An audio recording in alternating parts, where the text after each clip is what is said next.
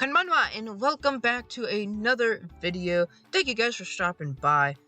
We have a nice little kind of spooky video planned for today. We're going to be reacting to, Bob Gimlin, arguably the creepiest Bigfoot encounter I have ever had. So, I am a big, cryptozoology person. I really like cryptozoology. And I'm just gonna say this, I'm not saying I believe in Bigfoot, I'm not saying I don't, but I want to, myself, go out to these areas where they're said to be Bigfoot, and look myself, and if I can, get definitive proof, that I get, that not other people get, but if I can go out there and find proof that Bigfoot does exist, I will be convinced, or any cryptid for that matter. Any cryptid that's, I don't know, Chupacabra, Jersey Devil, Mothman, some of those are a little, they're most likely don't exist. Like, most of these probably don't exist. But if I could go out there, get definitive proof to prove to myself, not anyone else, but to myself, that Bigfoot exists, I will say that Bigfoot exists. Or ghost. I will go on a paranormal investigation to see if ghosts are real. And if I could find proof, I'm gonna say they're real, okay? But for the time being, I don't think anything's real, right? I mean, I'm not too sure, but I'm gonna say nothing's real, because I haven't seen any proof myself, alright? But anywho, let's just hop into Mr. Bob Gimlin's video, arguably the creepiest Bigfoot encounter I've ever had. Make sure to like and subscribe, please, if you want to see more content like this. If you guys have any recommendations of what you want me to watch, put it in the comment section below. And yeah, it'd be, like I said, please subscribe and stuff. That would be very much help out my channel. Because I want more people to see my reaction videos and, kind of just get to know me. But, I don't know, anywho, let's just hop into the video. Alright, let's get into it. Hi, I'm Bob Gimlin. Hi, Bob Gimlin. And today I want to share a Bigfoot report I received some time ago. Okay. And this one gave me the creeps like no other. Here Really? it goes. Hi, Bob. My Bigfoot encounter doesn't feel like a normal Bigfoot encounter. Okay. Or at least, nothing as simple as bumping into a large animal. I grew up in Almost, Idaho, in Montana. Almost, Idaho? Montana. Where? Oh, okay, so it'd be, in that general area. Okay. But, okay, so the thing is with Bigfoot is, Bigfoot is a large bipedal. If you guys don't know, everyone knows who Bigfoot is, what a Bigfoot is. Sasquatch. What are other names? Skunk ape, I guess. Yahoo, I think that's one. I don't know if they're different species, or that's what they've said to be. I don't know if they're different species, quotation marks. But, I don't know. I always found them interesting. But yeah, if something that big were to exist, I would think we would be able to find it, maybe? But, you never know, There's been a lot of large animals that have, avoided being seen by humans until not too recently. Or, recently, that's what I mean.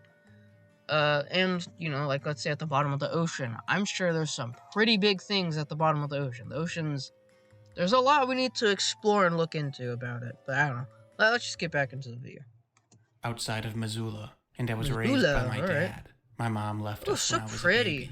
Dating the first event is easy because it happened on my 14th birthday. So if I was 14, then I guess it was 1975. 1975? Because I was born in 61.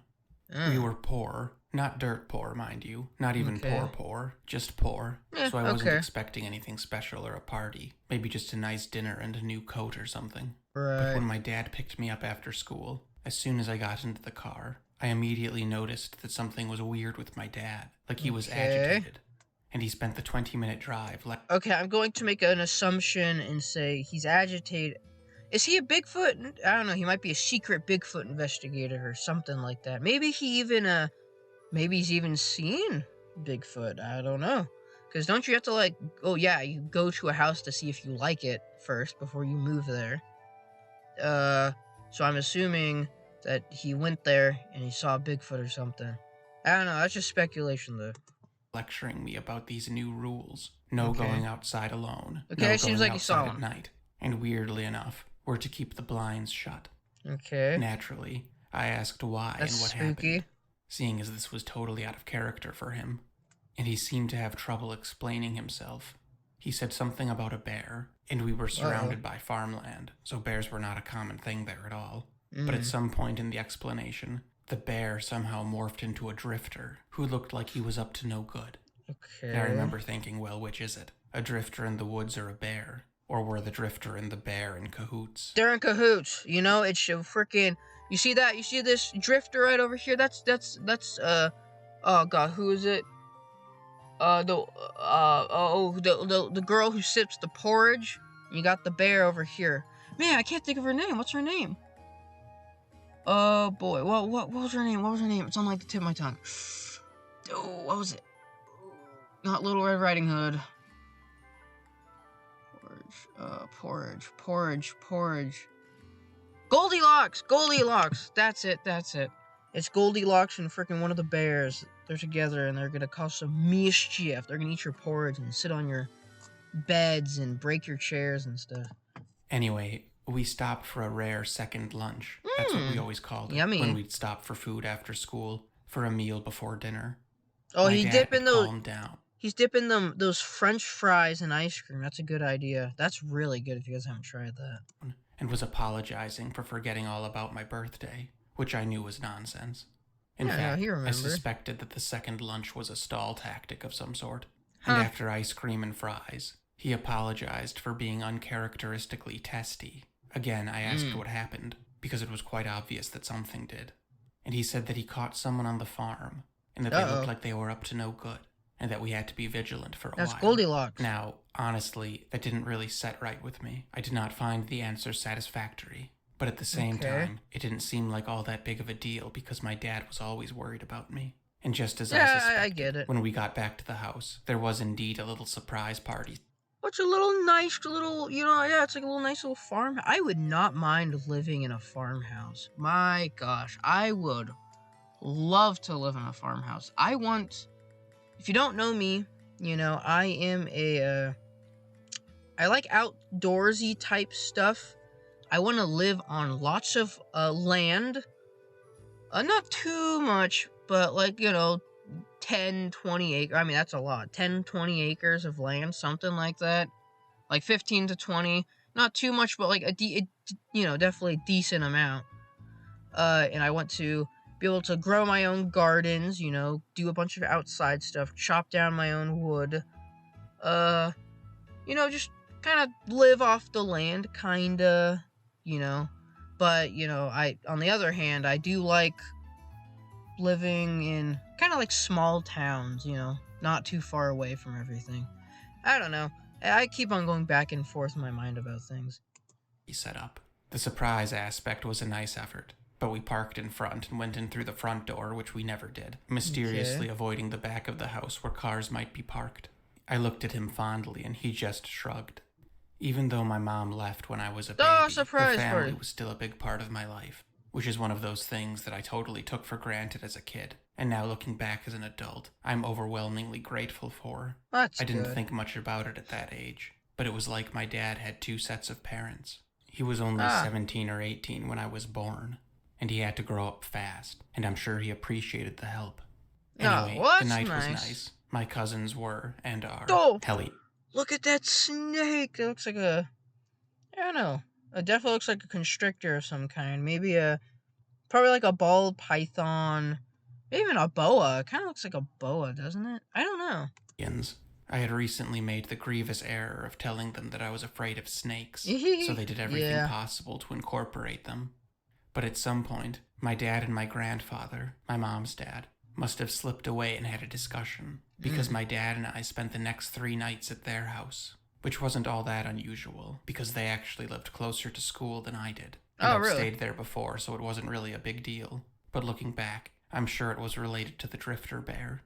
We came back to the house in a few days, on a Sunday. Wouldn't that be a kick-ass anime? Look at that art. Drifter bear. Not even joking, that'd be actually a really cool freaking anime about this bear dressed up in this cool trench coat, You know, it's like a drifter, and they go on these crazy adventures, and maybe, like, they get in cahoots with the mafia or something, and they, like, you know, become a spy, or, I don't know, like, trying to hide from the government or something, or, like, the mafia, and it's, like, freaking crazy. That would be awesome. That would be amazing. And other than Dad being more vigilant than normal, nothing really changed. Okay. I can't recall anything unusual happening for 2 years, and I totally forgot about the drifting bear. That is, until one hot summer night. That night, I was 15 or 16, and I was lying in bed at about 11 p.m. when I noticed the porch light turn on. Light came in through my window, because my bedroom was on the first floor, and the window was on the far side of the porch. And I clearly heard the distinctive thunk of the light switch being flipped. I was half asleep, so I didn't really think much about it. Then it went off with another thunk. And then it turned on again. Back then, we lived in an old farmhouse. I don't like that. And I don't know if the house's age had anything to do with it, but it was the type of house where you could basically hear anything from anywhere. And as the light slowly strobed, I rather suddenly became alert as I realized how atypical this was. Yeah, you know, if you're... It could just be faulty electricity, but in any case, if it is flipping, if the light switch is just turning on and off, I'd say, call a priest, and or pull out a shotgun, a nice 12-gauge shotgun, and kind of go out there and, you know, if there's a demon, you can put a couple. You can go shabooey, you know, give it a 1-2, you know, get your fist out. Yeah, no, freaking throw the gun on the ground. You don't need that. Get your fist out, give it a 1-2. You know what I mean? Especially if it's a Sasquatch. You know, you could totally beat up a Sasquatch. Definitely. Would have heard my dad get up and walk down to the porch, and I knew it couldn't be the bulb being half burnt out or something, because I could distinctly hear the switch being flipped. I don't know how long this went on. Probably a minute, maybe 2. The light would come on for maybe half a second, then go off, and then go on again. Sometimes slower, sometimes faster. Weird. I must have been half asleep when I first noticed it. But after a minute, or however long it was, I became certain that something was wrong, and I got that sinking feeling in my stomach from when adrenaline hits. I was just very still in bed, listening intently, but there was nothing at all to hear except the soft sound of thunking, and nothing to see but the light going on and off through my window. I got out of bed, and I was a master of moving silently on those rickety wooden floors. So I was going to stealthily investigate, when all of a sudden, I heard this low-pitched sound that I'll never forget. It started like a wop-wop, but in the same breath, mutated into some kind of warbling giggle that grew deeper and deeper until it finally crescendoed into what I can only call a screaming laugh. And I just froze beside my bed, terrified. This was so loud. Now, no, if you hear it's freaking satanicus, demonous, like, I'm getting kind of paranoid right now. I get paranoid really easily. I get kind of spooked easily, too. Yeah, I need to, like, look around a little bit. Ooh, spooky. I don't know if you hear that. Get out your fist and give it a 1-2. That's all I gotta say. That was weird, too. Okay.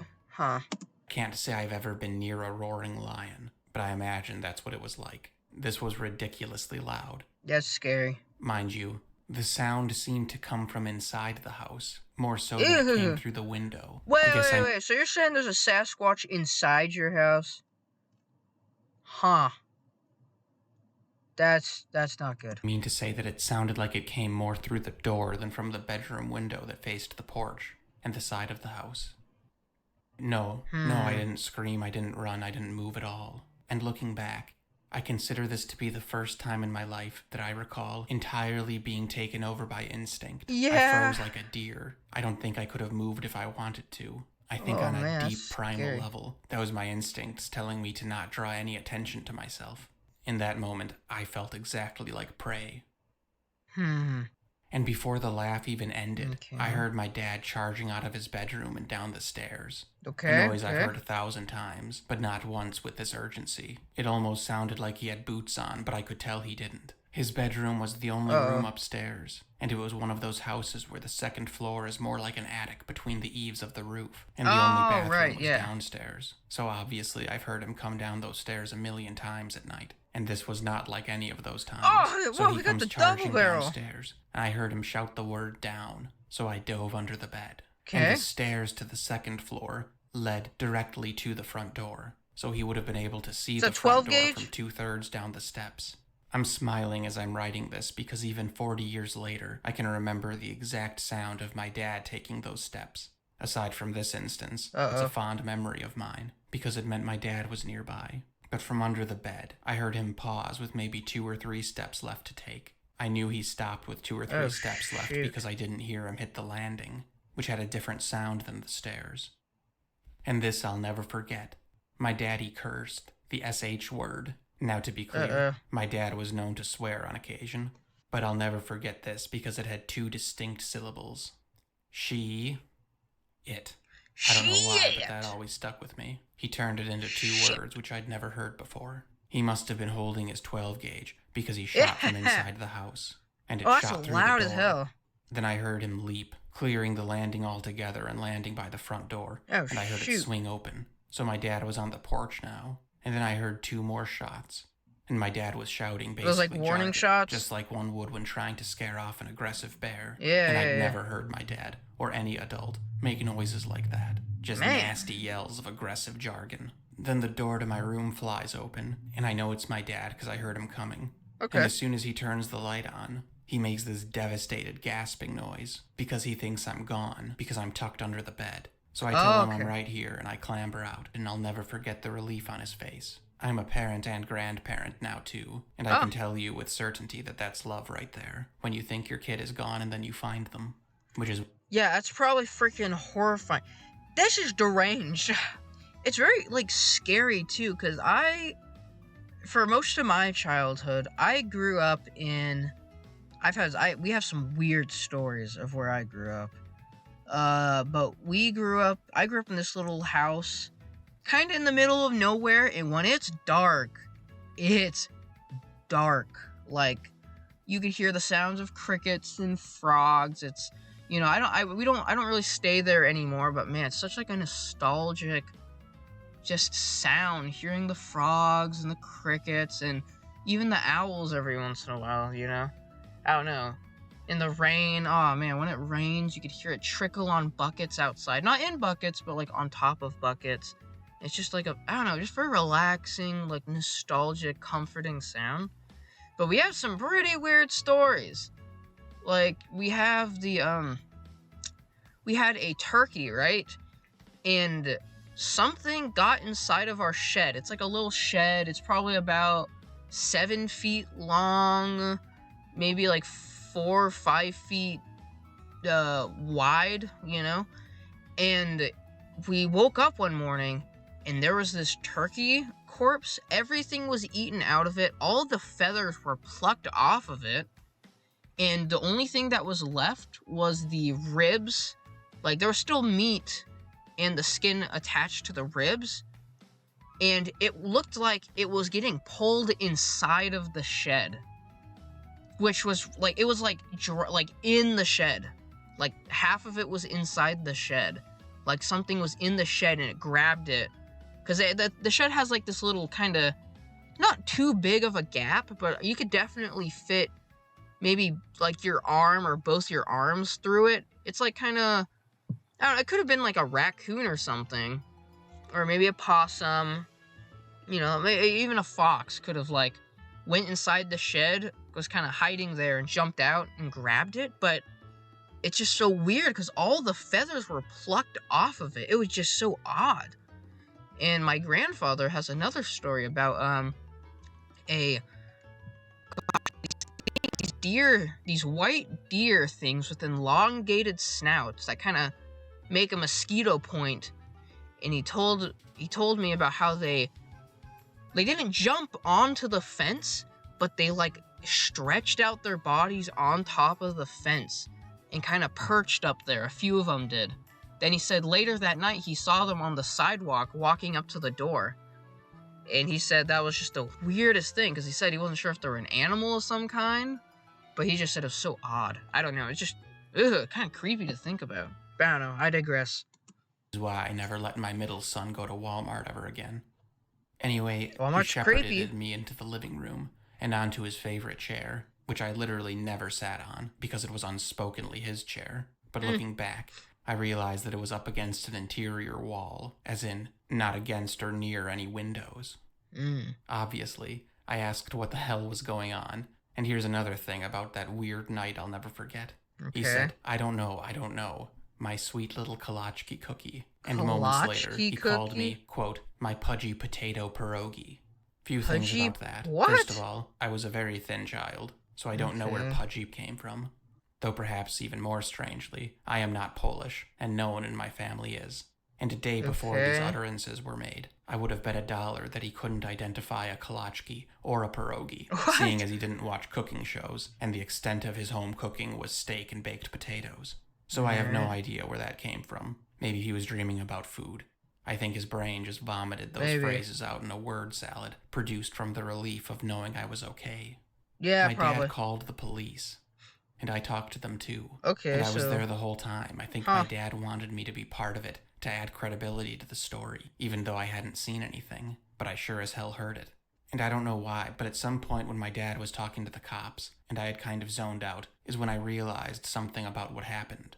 So, our porch lights had 2 switches.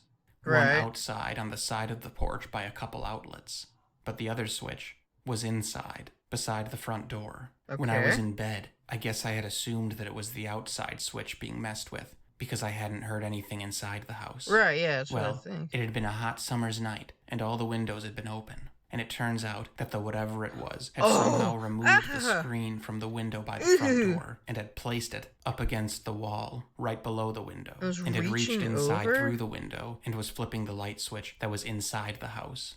It's still a complete mystery how it opened the screen without breaking it. Because the screen had 2 little pull tabs on the side, but they were only accessible from the inside.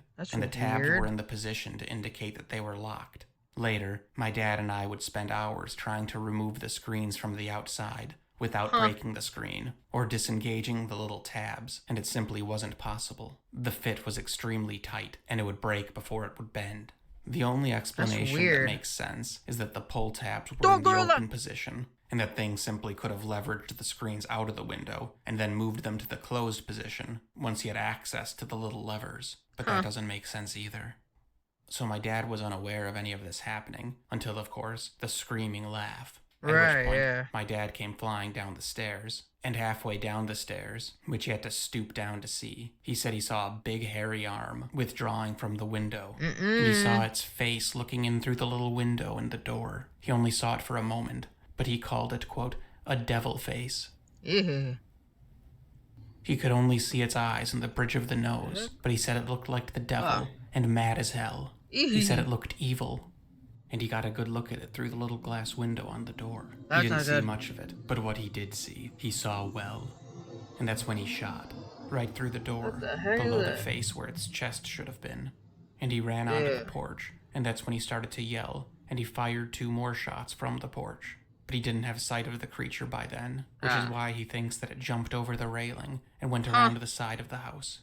We would have heard it if it ran across the porch, so we think it jumped over the railing first, ran around the house, and then circled back. The front of the house was flat and bare, and the night was bright enough to have seen it if it had gone straight for the tree break. He ran around the whole house in his undies, screaming like a banshee before he came back in to look for me. So outside, he shot to give the impression that he meant business. And it wasn't until he returned to the house that he realized that there was no blood on the porch. No blood, footprints, or hair either. He was utterly perplexed on how he hadn't struck it with his first shot. He was quite certain that he'd hit it when he first pulled the trigger. In movies. Well, I could tell you, since he hit, like, right around here, I could tell you that a lot of these, I'm assuming this was an older house. A lot of these older houses, they use some really good, like, tough wood. Though a 12 gauge, I feel like it should be able to go through it, but you never know. They always show shotguns as blasting holes through walls. But that's not what happened here. There was just a series of small holes close together right in the door frame. The cops were very straightforward. They said that they're not filing a report, and that these things don't usually bother people, and that we should just leave them alone. I remember that very specifically because my dad went off on them. He said, usually? Oh, they don't usually bother people? The only thing that I really remember about the cops was that they were excited about the thing's size. They tried to recreate it multiple times, to flip the switch through the open window, with their head visible in the little window on the door. And it wasn't even close to possible. Man, My that's dad so could barely weird. get his whole hand flat against the door, and when I tried, I couldn't even get my elbow to the window while keeping my line of sight through the little glass pane on the door. Another thing about its size that my dad insisted upon was that he and the cops had to cock their heads more than the creature did in order to angle their elbow through the open window. My dad said that the creature's head wasn't straight up and down, but it was far less at an angle than when he or the police tried. One of the cops was a bear of a man, and he could get his arm in the window with his head straight, but his hand barely made it to the center of the door, and certainly not to the switch on the other side. My dad told the cops that it was too big to fit in through the window, but it could have busted through the door easy as pie if it had a mind to. I know this doesn't really fit into the mindset that a lot of people have about a Bigfoot cover-up or whatever, but I was there, and I specifically recall the cops saying, "We're not filing a report. We get a few calls like this every year, usually from the same people. Just let it alone." And one of the cops told him that they don't come inside houses, and that's when my dad told them to get off his property. And after they left, my dad and I had ice cream, and he told me about what happened to... I understand where this father is coming from, you know? Because, I mean, even if it was, like, a regular animal, I still, it's scary, you know? Some things, like, you know, it's... You have your child there. If something looks dangerous, you don't want anything dangerous around your child or you. So, you know, I get where this father's coming from. I get why he's agitated and upset. But yeah, I don't know. It's just weird. It's odd. It's strange. Years ago, on my 14th birthday. But you should know this first, I guess. The previous owner of the house raised hogs there, and there used to be this wallow right on the side of the house that was so filthy that my dad filled it with rocks and charcoal and then dumped a dump truck load of sand over it. And we called it a sandbox, just because my dad and I played in it a lot when I was a kid, but it was really just a sandy patch of yard. Weird. Anyway, on my 14th birthday, while I was at school, my dad was coming up the driveway when he saw a black figure in the sand. That's not good. At first, he thought it was a wayward hog or something, but as he got closer, he saw it was human-shaped, only much larger, somehow both lankier and stouter than a person. Its position was peculiar. He said it was on its knees, pulling sand towards its chest, simultaneously digging a hole and making a mound. Dad didn't have a gun on him or anything, and he just kept driving toward the house, trying to figure out what he was looking at. Dad said his first thought was that it was a man in bearskin, but that hypothesis didn't last long. And as soon as he got close enough to see that it was absolutely nothing he'd ever seen before, he drove straight at it and laid on the horn. Bro, he's trying to run over the thing. Man, this guy is deranged. I get it, though. And it sprang up and ran to this tree line that serves as a windbreak there, and it followed the break all the way to the woods, screaming the whole time, a much higher pitched and shrill noise than you would think a creature that large could make. Dad said the thing galloped like a horse. That's a good question. Looking back, I don't know if he meant it ran like a horse as a reference to speed, or if it actually ran on all fours. I took it to mean that it ran fast and fluidly, but now you've got me wondering. He described it as a goblin. He said it had no ears, a bald head, but hair around the sides like a balding man. Its skin and fur was jet black. It had impossibly long arms, impossibly broad shoulders, a big butt, shovel-like hands, a small head, thin lips, a wide mouth, and he said it had deep creases running across its forehead. He said it looked annoyed, like it was unhappy to be bothered, like it wanted to flee, but really wanted to finish whatever it was doing before leaving. Dad called our... Man, I totally get that. I hate when I'm doing something and I get interrupted. Man, it's so annoying. Like when I'm doing art or making any sculptures or anything. Always very frustrating when I have to go and do something else. But you know, you gotta do what you gotta do. Closest neighbor, who lived about a quarter of a mile away. I guess the neighbor had on occasion asked my dad very strange questions that hadn't made any sense until the sighting. My dad told him exactly what he saw, and I guess the marks in the sand were pretty compelling too. This neighbor was super religious, the scary over-the-top kind, and he wasn't surprised by my dad's statement at all. Yeah, I get it. I've met some crazy religious people, and they're pretty scary. He said that they'd been having issues at their place too, and he said that he even called the police after one of them broke into, and then apparently spent the night and defecated in a tractor. He said that a little one stole clothes from a clothesline and has been wearing his wife's sundress for about a year. He said he'd called the police multiple times. That's really and weird. that half the time they told him the same thing they told my dad, and the other half of the time they gaslighted him. So my dad and this neighbor guy, who is 30 years older than my dad, bunch of angels and pictures and they and found stuff. a bunch of stuff under this mound. And I guess this is what freaked my dad out the most. The mound wasn't random. It was burying stuff. Weird. Among the contents there, he found several magnets that used to be on our fridge, along with a little notebook. Does that mean it was inside? Grocery lists. We had never noticed that they had gone missing, so who knows when they were taken. These items were all within reach of the kitchen window, assuming you had a very, very long arm. There was also a photo of me. It used to be pinned inside my dad's truck, and he said he never noticed it was missing. But the weirdest thing, to me, that he found buried in the sand were all the angels. There were 12 different depictions of angels. Some were little stone or ceramic yard ornaments. Some looked like Christmas tree decorations. And some were very heavy and expensive lawn ornaments. And the plastic ones all looked like they had spent a very long time outside. The neighbor wasn't surprised at all by this. To him, these creatures were devils, and they live everywhere that humans do, woods or not. Well, I don't know about that. He thought it was obvious that there are devils among us, and that they would be repulsed by holy representations. I, however, do not agree with this, and though I don't think that to be the case, I do think that's what freaked my dad out the most. Yeah, it is odd. He wasn't the type to be particularly freaked out by something like a Bigfoot. I think it would have been more intriguing to him than anything. But once he decided that maybe... that's how I would feel about it. It'd be more intriguing to me because... But it's odd that it would be bearing angel statues and stuff. And I don't think Bigfoots are like devils or demons or anything. I think they're more... Well, I think they're... I mean, if they did exist, I would think they would be animals. You know what I mean? Creatures trying to thrive and survive and live, you know? And maybe they're just confused and don't really understand humans that well. It's, you know, same as most animals. Like, all animals, it seems. They don't really understand... like, all the things humans make and all the things humans do, so... They're demons or something. I think that's what got him thinking. No, my dad never went to church or anything like that, but I definitely think he was God-fearing, so to speak. Weird. But I guess he'd never considered that demons try to get into your house. Literally. Anyway.